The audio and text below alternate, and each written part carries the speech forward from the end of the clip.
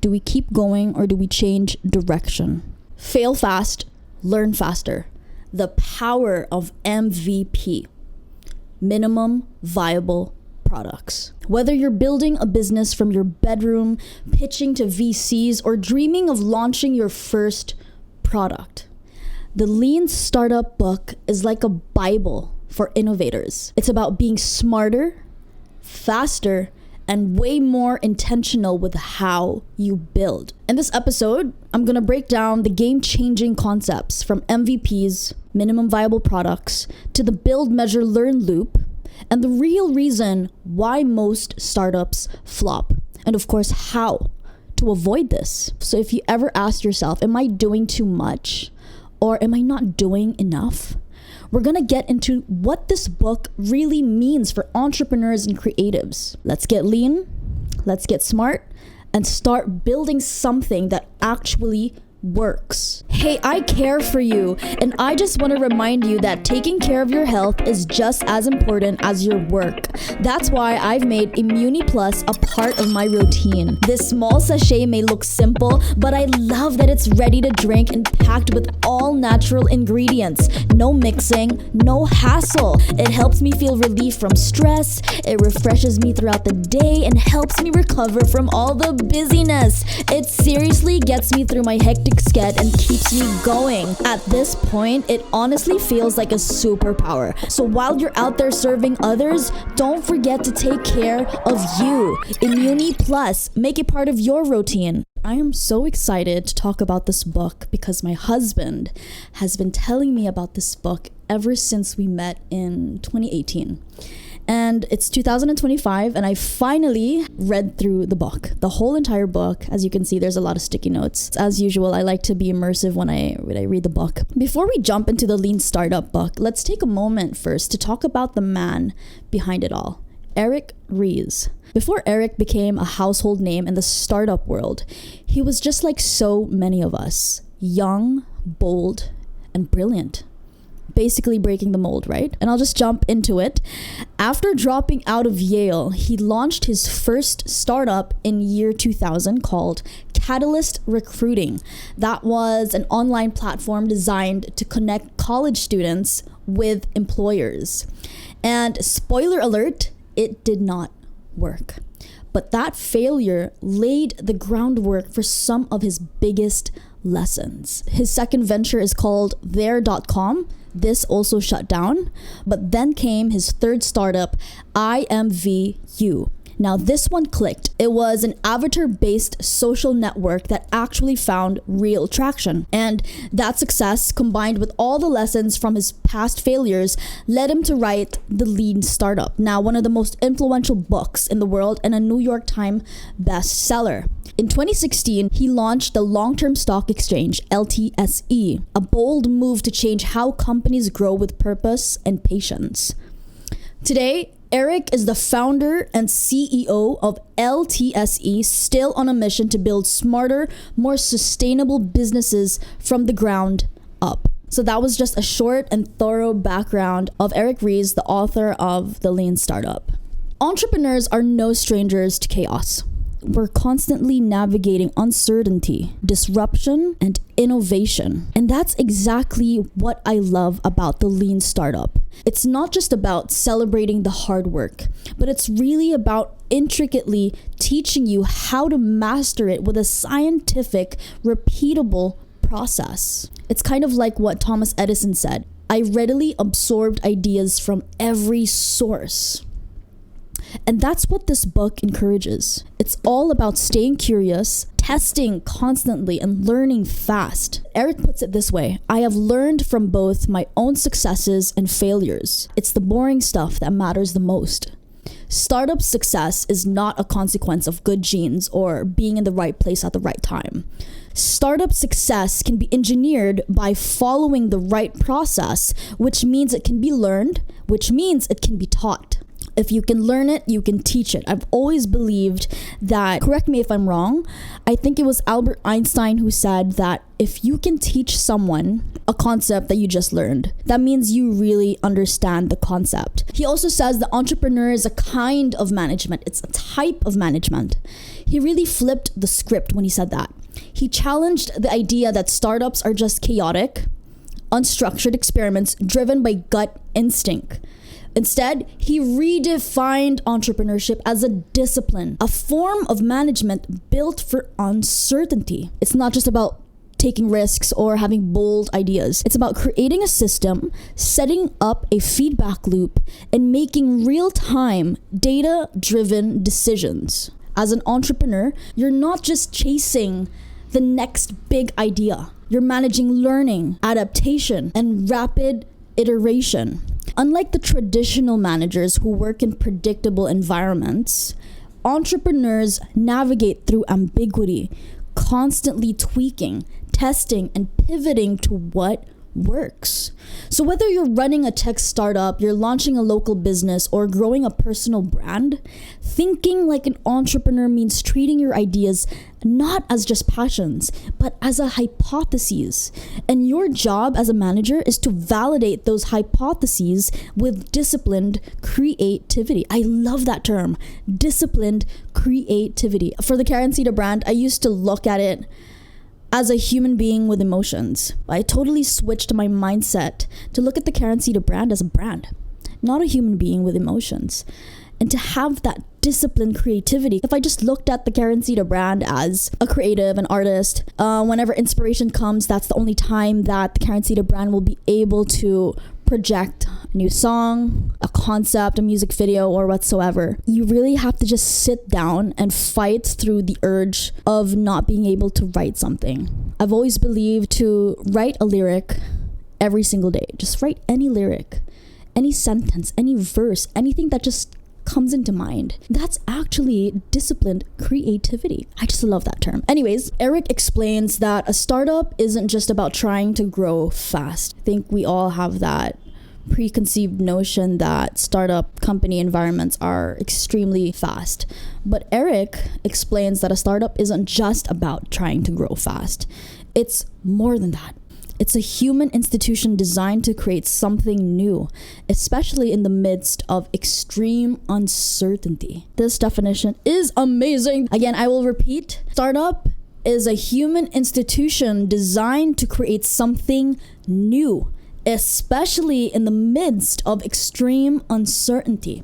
So whether you're in a garage, a corporate lab, or even a nonprofit, if you're building something without knowing exactly how your customers will react, then Sita Babe, please consider yourself in a startup mode.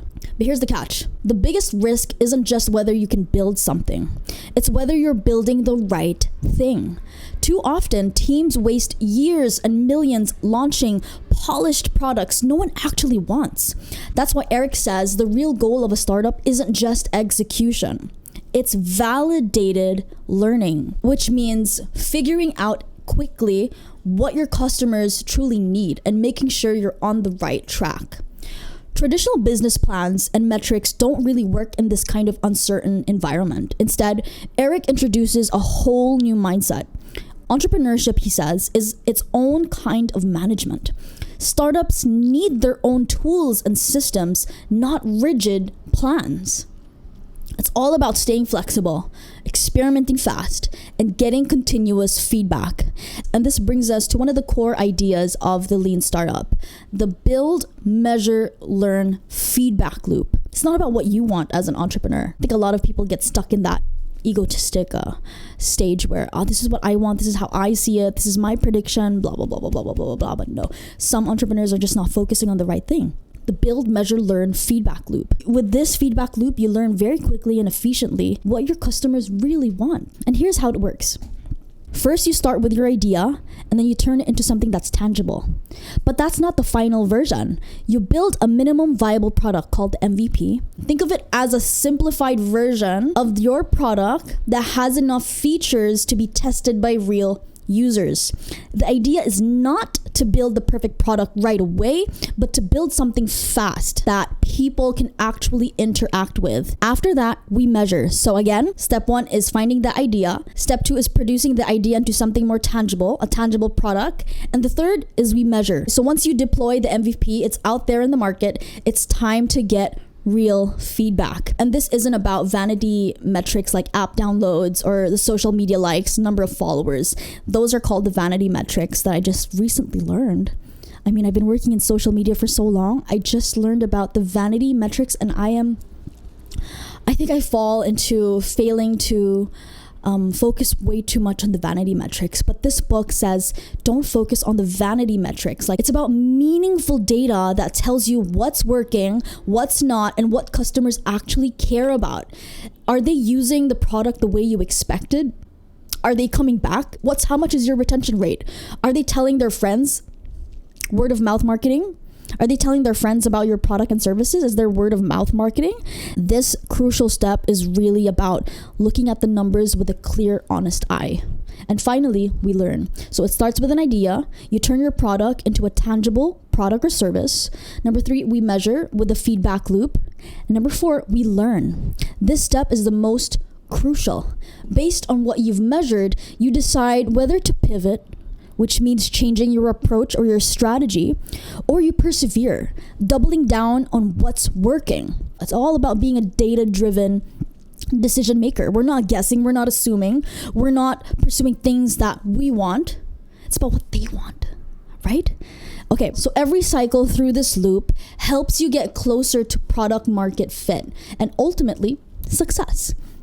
To sum it up with a quote from Eric Ries, the fundamental activity of a startup is to turn ideas into products, measure how customers respond, and then learn whether to pivot or to persevere. The key is to start small, move quickly, and never stop learning. Because in the startup world, the faster you learn, the faster you succeed, or the faster you pivot. All right, let's move on to chapter 2. In chapter 2 of the Lean Startup, titled Define, Eric zooms in one big truth.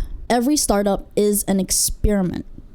The word experiment really gravitates towards me because I remember the earlier years of Cebuana's hit single success. In my interviews back in 2018 and 2019, I used the word experiment a lot. And I remember saying to interviewers or in podcasts of that time, mind you, I was 21 years old, and I can't believe, looking hindsight, I can't believe I said that. I said, I look at life as an experiment. It's all about trial and error. If it works, great. If it doesn't work out, great. I embrace that. All good, because I see it as trial and error. Try new things, see if it works out. If it doesn't work out, then you pivot or persevere. I just didn't know at that time that I was actually applying what I learned today in 2025. And I can't believe I said that when I was 21 years old. Anyways, so what's the first thing we need to define? It's your startup's mission. Eric makes it clear that success isn't just about making money or launching the cool product, right? It's about learning how to build a sustainable business. That means understanding what value your product or your services offers to customers and how you'll keep delivering that value again and again over time. But what is the first thing we need to define? It's your startup's mission. What is your mission? Define your mission. And second, define your leap of faith assumptions. I love this. I think I highlighted the leap of faith assumption here. I was so curious, like, what is he talking about? Leap of faith, right? These leap of faith assumptions are the core beliefs that your whole business depends on. The kind of things that if it's proven wrong, your entire plan falls apart. Typically, this boils down to 2 questions. Number 1, the value hypothesis. Will customers actually find your product valuable? And number 2, the growth hypothesis. Will your product grow through word of mouth, virality, paid ads, or other engines of growth? Now, here's the part that I really love. Eric encourages founders to think like scientists. You're not just launching a product. If you actually think about it, you're actually running a real-world test of your assumptions. This is where the lean startup method really shines. It helps you treat entrepreneurship like a process of learning. Your job isn't just to make stuff, manage stuff. You're a scientist. It's to learn what works and what doesn't as quickly as possible. And finally, Eric introduces innovation accounting. This is how you track your progress when traditional business metrics like revenue and profit aren't useful yet. Instead, you measure how much you've learned and how close you are to finding a product market fit, and whether your product is moving in the right direction. Now, let me share a cool story. It's a cool story from Intuit, the company behind TurboTax. And basically, the team noticed a shift in the world. Wow, amazing, right?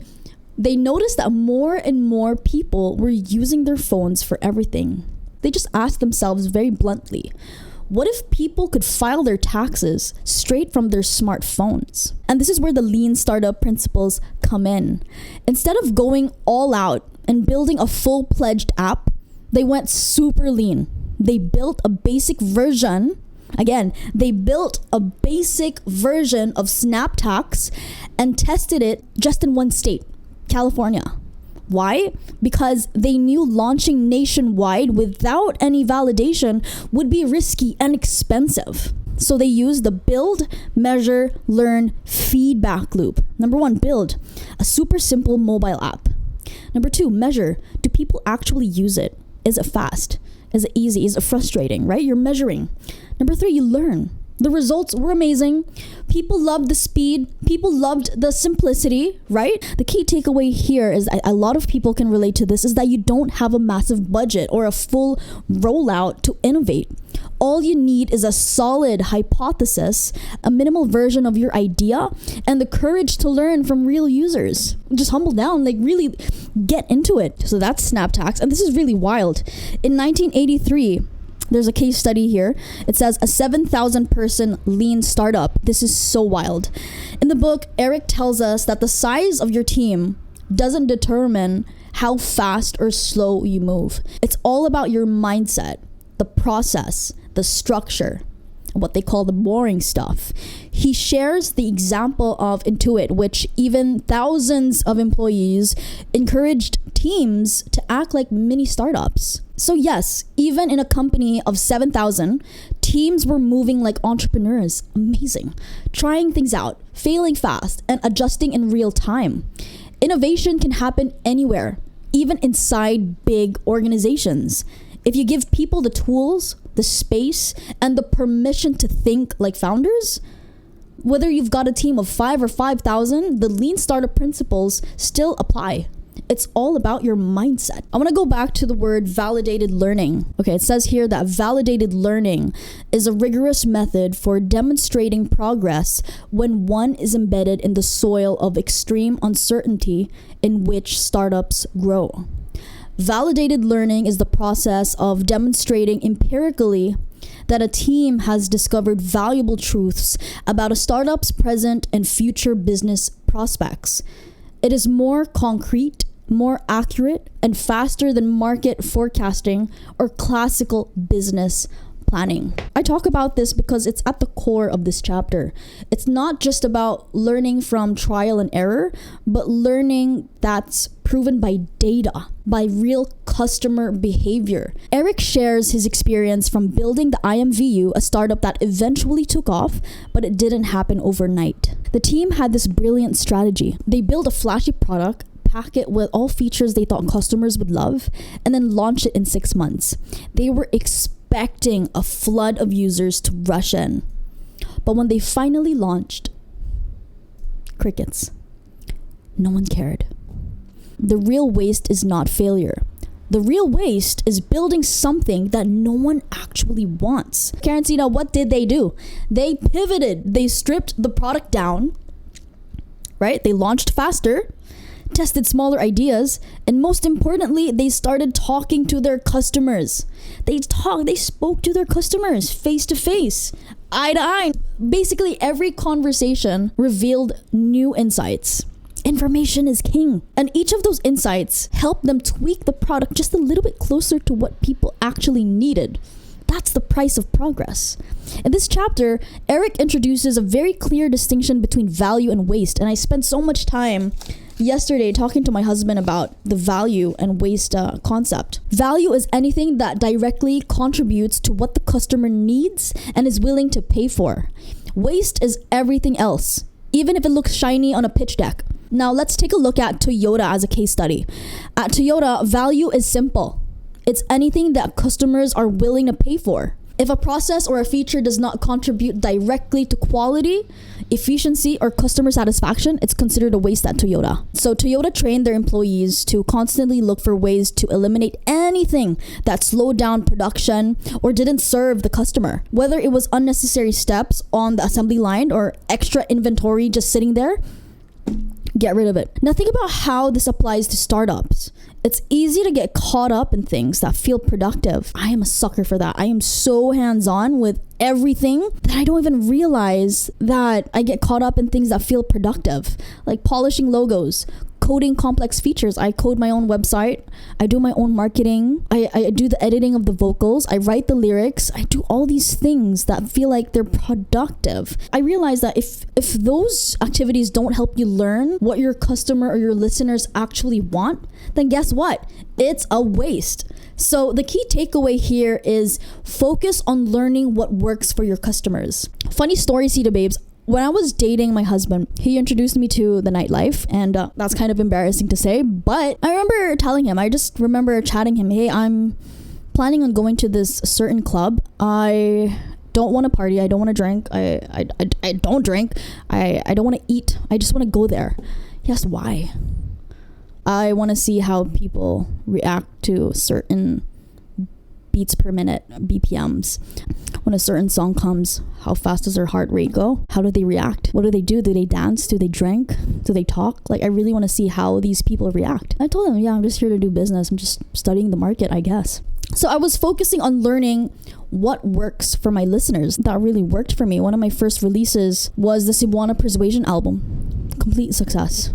3 hit songs. And I was paying attention and I was focusing on learning what works for your customers. I sticked to a certain BPM, delivering my verses, my raps. When does the Bisaya come in? When does the English and the Tagalog come in? I was studying all of that and how people reacted. I wanted to, like, if you're turning to a corner and someone is at that corner, they don't see you coming. I was obsessed with doing the unexpected. And then I realized, I listened to people's feedback.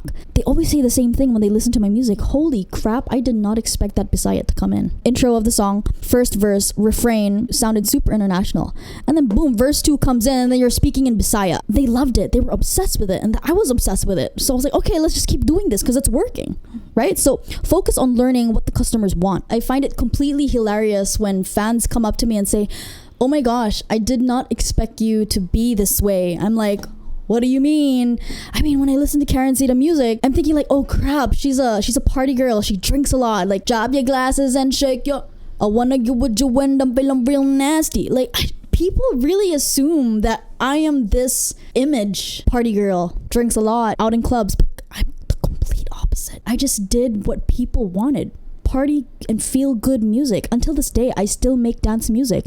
Dance music, party music, this was not my first love. My first love was hip hop. But sometimes it's fantasies, guys. Just don't believe everything. Without a hypothesis, you don't have a thesis. Man, I used to dread that part of high school. Thesis, defending, hypotheses, but it was the real deal. Eric encourages us to form a hypothesis around our business vision and then run experiments to test those hypotheses in the real world. Guys, this is not high school anymore where we have to defend in front of a panel, submit our thesis, get a 75 or over 100 and then just graduate. We're talking about the real world here, guys. It's not about guessing what customers want. It's about learning what they actually do. Let me give you an example. I love this case study. It's about Dropbox. I've been using Dropbox ever since I could remember. The cool thing is that how Dropbox started. They didn't spend months or years building a full product before testing their idea. The founder, Drew Houston, and his team decided to test their vision in a lean, no-frills way. What did they do? They made a super simple demo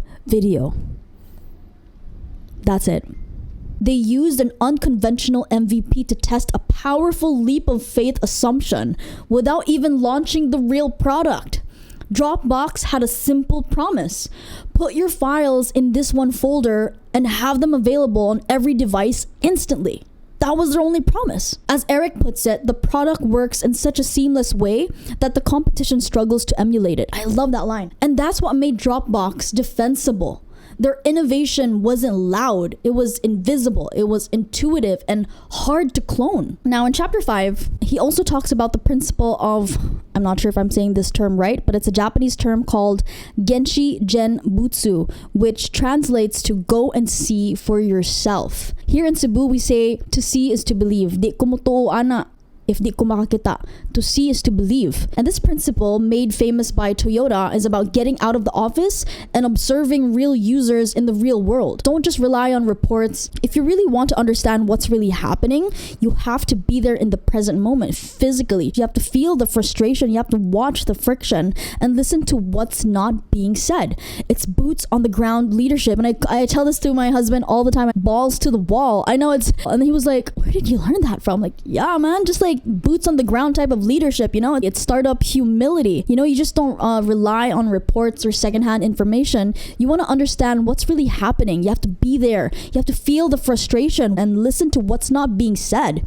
Eric says that successful entrepreneurs don't just build. They observe, they ask, and most importantly, they listen. To all entrepreneurs and creatives, I dare you, talk to your customers. Watch them use your product. Notice what's intuitive and what's not. I think you guys are going to love this next case study. It talks about Apple when they launched the iPod. Apple's leap of faith wasn't just that people wanted digital music. There were already Walkmans. I remember using the Walkman. Steve Jobs made the bold decision to include white earphones in the iPod packaging. That tiny detail, that was intentional. It created a visual signal, a way to stand out. It was a marketing move, a cultural symbol, and a leap of faith that users would embrace the aesthetic and the lifestyle, not just the product, right? Apple didn't launch the iPod with a massive feature set or a complicated design. They simplified. One device, one button, one clear purpose, and they observed. Did users adopt it? Did the product spread? Obviously it did, because the assumptions were validated. Every successful company you admire today, whether it's Apple, Facebook, or even your favorite small businesses, they started with a leap of faith. That brings us to chapter 6, which is called Test. Don't guess what your customers want. Test it. Take this in, okay? The goal of the MVP isn't to look good. It's to learn fast. It's not about impressing people. It's about validating assumptions. So let's say we want to launch an app that delivers vegan desserts. Before you build the app, make a simple Instagram page or a website that looks like your product is ready. So add a pre-order now button. Track who clicks it. There's so much algorithm that you can check in the back end. See how many people DM you. Learn which desserts get the most interest. That is an MVP. That is a minimum viable product. You didn't spend $50,000 on development work. You just tested the idea. If we don't know who the customer is, we don't know what quality is. So let's zoom in. One of the most iconic MVPs in startup history, Groupon. Where are all my Groupon ladies at? Before Groupon became a billion-dollar company, it started as a humble WordPress blog called The Daily Groupon. Yes, there's no custom coding, there's no fancy backend, no complicated tech. It was just a blog. So what did they do? They listed daily deals on the blog, and when a customer signed up for a deal, the founders would manually create PDFs and email them. No automation, no software, just people testing an idea. The lean way, because they didn't build expensive tech before proving the demand. And guess what? The response was positive. Again, we're going to say this term again. They had validated learning. People cared. From there, they started to scale, started to automate, and eventually become the Groupon we know today. Eric emphasizes that you don't need to build a massive system to prove a concept. In fact, the less you build, the faster you can learn what works. Sometimes your MVP isn't a prototype.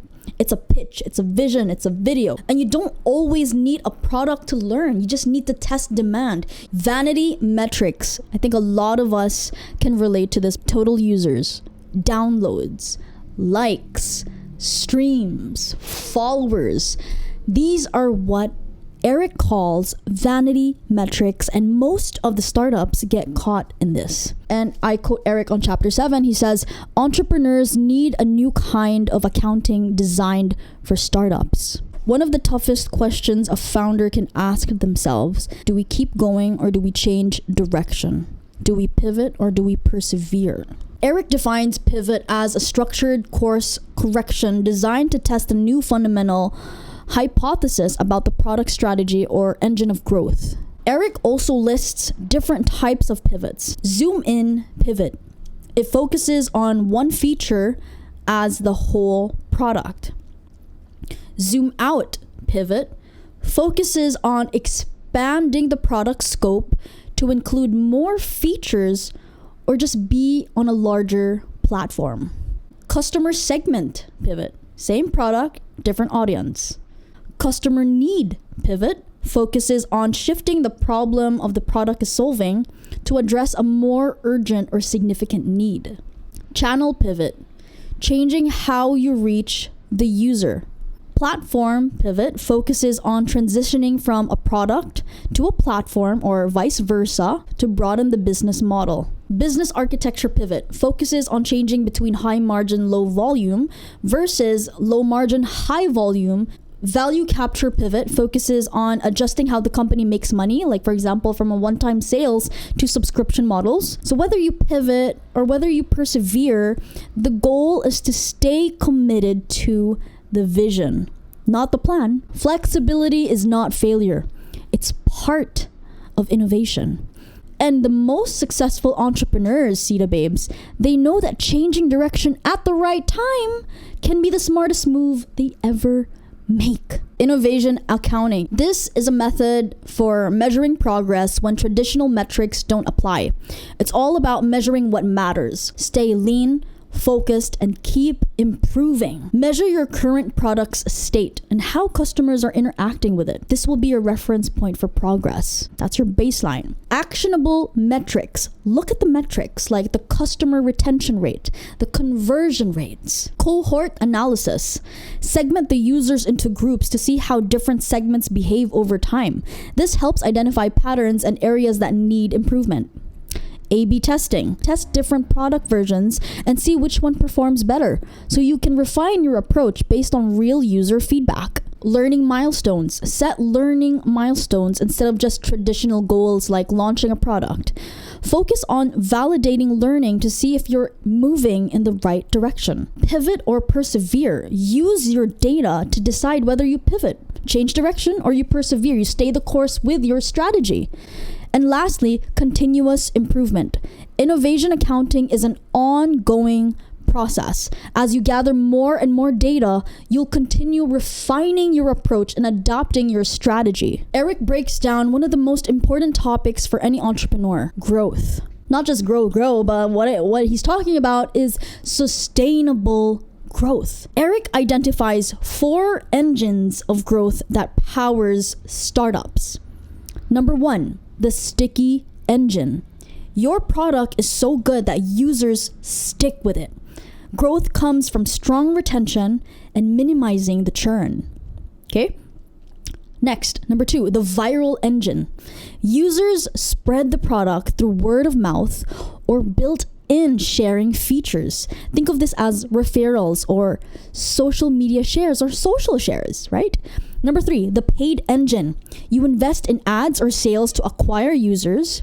And the key here is to make more from each customer than you spend getting them. The last one is called the hybrid engine. It's a combination of any of the above, depending on what fits your startup.